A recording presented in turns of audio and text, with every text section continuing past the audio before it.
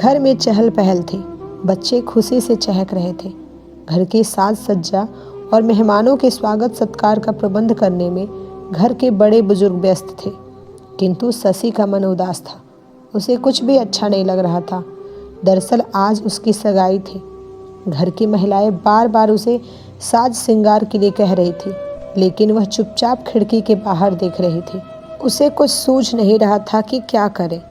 2 महीने पहले जब उसकी शादी तय हुई थी तो वह खूब रोई थी। वह किसी और को चाहती थी, लेकिन उसके माता पिता ने उससे पूछे बगैर एक व्यवसायी से उसकी शादी पक्की कर दी थी। वह अभी शहर के हॉस्टल में रहकर बीएड कर रही थी। वही अपने साथ पढ़ने वाले राकेश को वह दिल दे बैठी थी, लेकिन उसने यह बात अपने माता पिता को नहीं बताई थी, क्योंकि वह खुद या राकेश अभी अपने पैरों पर खड़े नहीं हो पाए थे। पढ़ाई पूरी होने में भी अभी 2 साल बाकी थे। इसलिए वह चाहती थी कि शादी 2 साल के लिए किसी तरह से रुकवा ले। उसने सोचा कि जब परिस्थितियां ठीक हो जाएंगी तो मन की बात अपने माता पिता को बताकर राकेश के लिए उन्हें राजी कर लेगी। इसीलिए पिछली छुट्टी में वह घर आई तो अपनी शादी की बात पक्की होने की सूचना पाकर खूब रोई थी। शादी के लिए मना कर दिया था, लेकिन किसी ने उसकी एक न सुनी। पिताजी तो एकदम भड़क गए और चिल्लाते हुए बोले थे, शादी वहीं होगी जहां मैं चाहूँगा। राकेश को उसने फ़ोन पर ये बातें बताई थी। वह घबरा गया था। उसने कहा था, शशि तुम शादी के लिए मना कर दो। नहीं, यह इतना आसान नहीं है। पिताजी मानने को तैयार नहीं है, लेकिन मैं कैसे रहूँगा? अकेला हो जाऊँगा तुम्हारे बिना। मैं भी तुम्हारे बिना नहीं जी पाऊँगी। राकेश, शशि का गला भर आया था। एक काम करो, तुम पहले हॉस्टल आ जाओ, कोई उपाय निकालते हैं, राकेश ने कहा था। मैं रेलवे स्टेशन पर तुम्हारा इंतज़ार करूँगा। 2 नंबर गेट पर मिलना, वहीं से दोनों हॉस्टल चलेंगे। उदास स्वर में शशि बोली थी, ठीक है, मैं 2 नंबर गेट पर तुम्हारा इंतज़ार करूँगी। तय योजना के अनुसार शशि रेल से उतरकर 2 नंबर गेट पर खड़ी हो गई। तभी एक कार आकर शशि के पास रुकी। उसमें से राकेश बाहर निकला और शशि के गले लगकर बोला, मैं तुम्हारे बिना नहीं रह सकता। शशि रोआसी हो गए। राकेश ने कहा, आओ गाड़ी में बैठकर बातें करते हैं। राकेश कितना सच्चा है, शशि ने सोचा। तभी हॉस्टल जाने के लिए गाड़ी ले आया, नहीं तो ऑटो से 20 रुपये में पहुंचती। 2 किलोमीटर दूर है हॉस्टल। गाड़ी में बैठते ही राकेश ने शशि का हाथ अपने हाथ में लेकर कहा, शशि मैं तुमसे बहुत प्यार करता हूँ। तुम नहीं मिली तो अपनी जान दे दूँगा। कार सड़क पर दौड़ने लगी। शशि बोली, नहीं राकेश, ऐसा नहीं करना। मैं तुम्हारी हूँ और हमेशा तुम्हारी ही रहूँगी। इसके लिए मैंने एक उपाय सोचा है, राकेश ने कहा। क्या? शशि बोली, हम लोग शादी कर लेते हैं और अपनी नई जिंदगी शुरू करते हैं। शशि आश्चर्यचकित होकर बोली, यह क्या कह रहे हो तुम? तुम्हारा दिमाग तो ठीक है ना? तुम्हें मुझ पर विश्वास नहीं है? तभी उसने ड्राइवर से कार रोकने को कहा। कार एक पुल पर पहुंच गई थी। नीचे नदी बह रही थी। राकेश कार से बाहर आकर बोला, तुम शादी के लिए हाँ नहीं कहोगी तो मैं इसी पुल से नदी में कूदकर जान दे दूंगा। यह कहकर राकेश पुल की तरफ बढ़ने लगा। यह क्या कर रहे हो राकेश? शशि घबरा गई। तो मैं जीकर क्या करूँगा? चलो, मैं तुम्हारी बात मानती हूँ, लेकिन जान ना दो। यह कहकर उसने राकेश को खींचकर वापस कार में बिठा दिया और खुद भी बगल में बैठकर बोली, लेकिन यह सब होगा कैसे? शशि के हाथों को अपने सीने से लगाकर राकेश बोला, अगर तुम तैयार हो तो सब हो जाएगा। हम दोनों आज ही शादी करेंगे। शशि चकित रह गई। इस निर्णय पर वह कांप रही थी। उसकी समझ में नहीं आ रहा था कि क्या करे। न कहे तो प्यार टूट जाता और राकेश जान दे देता। हाँ कहे तो माता पिता, रिश्तेदार और समाज के गुस्से का शिकार बनना पड़ेगा। क्या सोच रही हो? राकेश ने पूछा। शशि बोली, यह सब अचानक और इतनी जल्दी ठीक नहीं है। मुझे कुछ सोचने समझने का समय तो दो।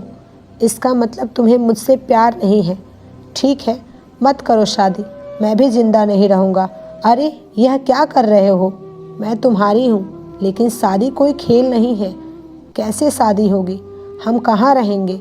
घर के लोग नाराज़ होंगे तो क्या करेंगे? हमारी पढ़ाई का क्या होगा? शशि ने कहा। तुम इसकी चिंता मत करो, मैं सब संभाल लूँगा। एक बार शादी हो जाने दो, कुछ दिनों बाद सब मान जाएंगे। वैसे हम अब बालिग हैं, अपने जीवन का फैसला स्वयं ले सकते हैं, राकेश ने समझाया। लेकिन मुझे बहुत डर लग रहा है। मैं हूँ न, डरने की क्या बात है। चलो फिर ठीक है, मैं तैयार हूँ। डरते डरते शशि ने शादी के लिए हामी भर दी। वह किसी भी कीमत पर अपना प्यार खोना नहीं चाहती थी। राकेश खुश होकर बोला, तुम कितनी अच्छी हो। थोड़ी देर बाद कार एक होटल के गेट पर रुकी। राकेश बोला, डरो नहीं, सब ठीक हो जाएगा। हम लोग आज ही शादी कर लेंगे, लेकिन किसी को बताना नहीं। शादी के बाद कुछ दिन हम लोग हॉस्टल में ही रहेंगे। 15 दिनों बाद मैं तुम्हें अपने घर ले चलूँगा। मेरी माँ अपनी बहू को देखना चाहती है, वे बहुत खुश होंगे। तो क्या तुमने अपने मम्मी पापा को सब कुछ बता दिया? नहीं, सिर्फ मम्मी को, क्योंकि मम्मी को गठिया है, ज़्यादा चल फिर नहीं पाती, इसीलिए वे जल्दी बहू को घर लाना चाहती हैं। किंतु पापा नहीं चाहते कि मेरी शादी हो। वे चाहते हैं कि मैं पहले पढ़ लिख कर अपने पैरों पर खड़ा हो जाऊं। लेकिन वे भी मान जाएंगे, फिर हम दोनों की सारी मुश्किलें खत्म हो जाएंगी। राकेश बोला, सच? तुम बहुत अच्छे हो। तो मेरी प्यारी महबूबा, तुम होटल में आराम करो, और हाँ, इस बैग में तुम्हारी ज़रूरत की सारी चीज़ें हैं। तुम रात 8 बजे तक तैयार हो जाना। फिर हम दोनों पास के मंदिर में चलेंगे, वहाँ शादी कर लेंगे। फिर हम होटल में आ जाएंगे। आज हमारी ज़िंदगी का सबसे खुशी का दिन होगा। कुछ प्रबंध करने राकेश बाहर चला गया। शशि उधेड़-बुन में थी। उसके कुछ समझ में नहीं आ रहा था। अपने माता पिता को धोखा देने की बात सोचकर उसे बुरा लग रहा था, लेकिन राकेश जिद पर अड़ा था और वह राकेश को खोना नहीं चाहती थी। कब रात के 8 बज गए पता ही नहीं चला। तभी राकेश आकर बोला, अरे अभी तक तैयार नहीं हुई? समय कम है, तैयार हो जाओ। मैं भी तैयार हो रहा हूँ। लेकिन राकेश, यह सब ठीक नहीं हो रहा है, शशि ने कहा।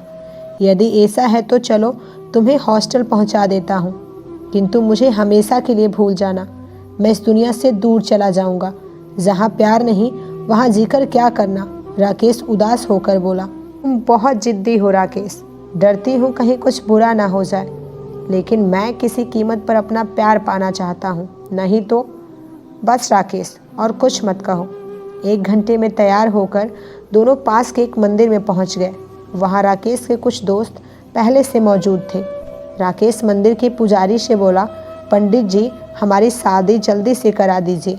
जल्दी ही शादी की प्रक्रिया पूरी हो गई। शशि और राकेश एक दूसरे के हो गए। शशि को अपनी बाहों में लेकर राकेश बोला, चलो अब हम होटल चलते हैं, आज की रात वहीं बितानी है। दोनों होटल में आ गए, लेकिन यह दूसरा होटल था। शशि को घबराहट हो रही थी। राकेश बोला, चिंता ना करो, अब सब ठीक हो जाएगा। आज की रात हम दोनों की खास रात है ना। शशि मन ही मन डर रही थी, किंतु राकेश को रोक न सकी। फिर उसे भी अच्छा लगने लगा था। दोनों एक दूसरे में समा गए। कब 2 घंटे बीत गए पता ही नहीं चला। थक गई ना, चलो पानी पी लो और सो जाओ। पानी का गिलास शशि की तरफ बढ़ाते हुए राकेश बोला।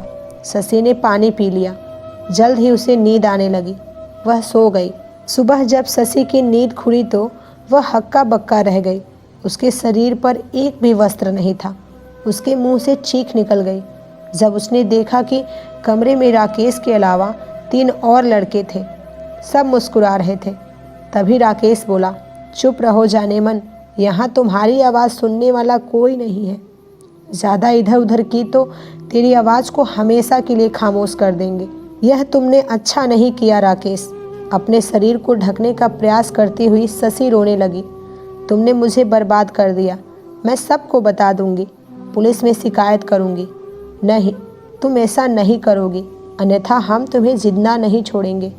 वैसे ऐसा करोगी तो तुम खुद ही बदनाम होगी, कहकर राकेश हंसने लगा। उसके दोस्त भी हंसने लगे। शशि का बदन टूट रहा था। उसके शरीर पर जगह जगह नोचने खसोटने के निशान थे। वह समझ गई कि रात में पानी में नशीला पदार्थ मिलाकर पिलाया था राकेश ने। उसके बेहोश हो जाने पर सबने उसके साथ। शशि का रो रो कर बुरा हाल हो गया। राकेश बोला, अब चुप हो जा, जो हो गया उसे भूल जा। इसी में तेरी भलाई है और जल्दी से तैयार हो जा, तुझे हॉस्टल पहुंचा देता हूँ। हाँ, किसी से कुछ कहना नहीं, वरना अंजाम अच्छा नहीं होगा। शशि को अपने परिवार की खातिर चुप रहना पड़ा था। अरे, खिड़की के बाहर क्या देख रही हो? जल्दी तैयार हो जा, मेहमान आने वाले होंगे। तभी माँ ने उसे झकझोरा तो वह पिछली यादों से वर्तमान में लौटी। वह प्यार नहीं, धोखा था। उसने अपने मज़े के लिए मेरी सच्चाई और भावना का इस्तेमाल किया। शशि ने मन ही मन सोचा। अपने आंसू पोंछते हुए शशि बाथरूम में घुस गई। उसे अपनी नासमझी पर गुस्सा आ रहा था। अपनी ज़िंदगी का फैसला उसने दूसरे को करने का हक दे दिया था, जो उसकी भलाई के लिए जिम्मेदार नहीं था। इसलिए ऐसा हुआ, लेकिन अब कभी वह ऐसा भूल नहीं करेगी। मुंह पर पानी के छींटे मारकर वह राकेश के दिए घाव के दर्द को हल्का करने की कोशिश करने लगी। मेहमान आ रहे हैं, अब उसे नई जिंदगी शुरू करनी है। हाँ, नई जिंदगी। वह जल्दी जल्दी सजने संवरने लगी। तो दोस्तों, यह थी हमारी आज की कहानी। आपका क्या कहना है इस कहानी के बारे में? कमेंट करके ज़रूर बताएं। वीडियो को लाइक करके चैनल को सब्सक्राइब कर लीजिए। साथ में घंटी को दबाकर ऑल पर सेट कर लीजिए, ताकि आने वाली वीडियो आपको तुरंत मिले। मिलते हैं एक और नए वीडियो में, तब तक के लिए धन्यवाद।